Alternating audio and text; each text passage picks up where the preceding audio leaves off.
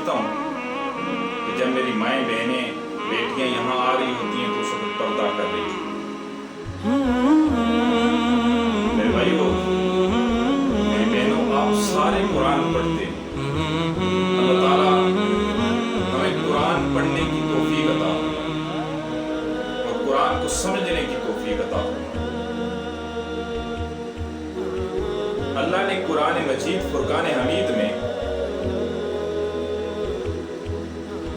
ایک عورت کا نام لیا ہے اور وہ ہے حضرت مریم۔ باقی کسی عورت کا اللہ نے نام نہیں لیا۔ اللہ عزیز مصر کی بیوی زلیخا کا نام لے سکتا تھا؟ نہیں لیا۔ اللہ فرعون کی بیوی آسیہ کا نام لے سکتا تھا؟ نہیں لیا۔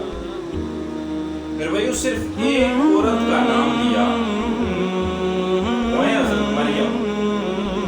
وہ بھی اس لیے لیا کہ لوگ حضرت عیسیٰ علیہ السلام کو اللہ کا بیٹا سمجھتے تھے، تو اللہ تعالیٰ نے اس چیز کی نفی کرنے کے لیے جہاں بھی حضرت عیسیٰ علیہ السلام کا ذکر آیا ہے، نام آیا ہے، وہاں ساتھ حضرت مریم کا نام آیا ہے کہ میرا بیٹا نہیں، مریم کا بیٹا ہے۔ اللہ نے عورت کے نام کا بھی پردہ رکھا۔ ہاتھ جوڑ کے کہتا ہوں میرے بھائیو، اللہ کا واسطہ دیتا ہوں، اپنی عورتوں کو پردے کا حکم دیا کرو۔ آپ یہاں آتی ہیں، مجبور ہو کے آتی ہیں، اللہ سب کی مجبوریاں دور کر دے۔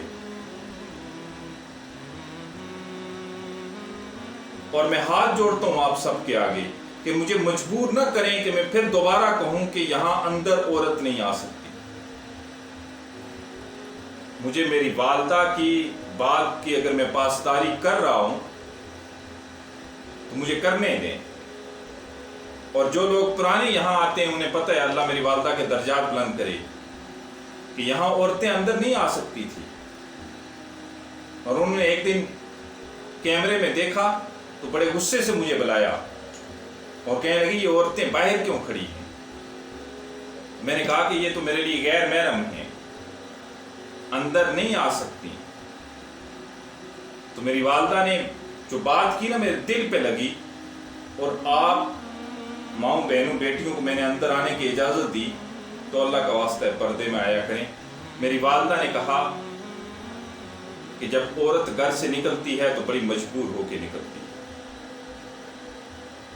تیری بہن مجھے کہنے لگی، تیری بہن، تیری ماں، تیری بیوی جب گھر سے نکلے گی تو خوشی سے نہیں نکلے گی، تو انہیں اندر بلا، پردے میں بلا، تو تسلی دے گا، تیرے لیے ان کے دلوں سے دعائیں نکلیں گی۔ تو میں ہاتھ جوڑتا ہوں، پردے میں آیا کرو، پردے میں آیا کریں۔ اور جب سے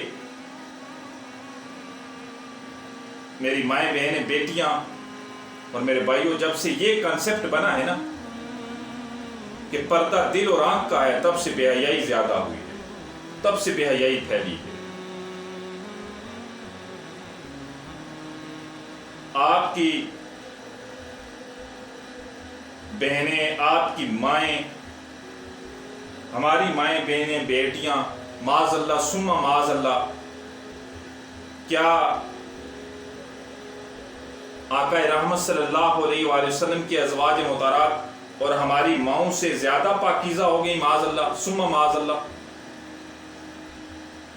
اللہ تعالیٰ ان کے لیے حکم بھیج رہا ہے کہ اے نبی کے گھر والیو، جب گھر سے نکلو تو اپنے چہرے ڈھانپ کے نکلو،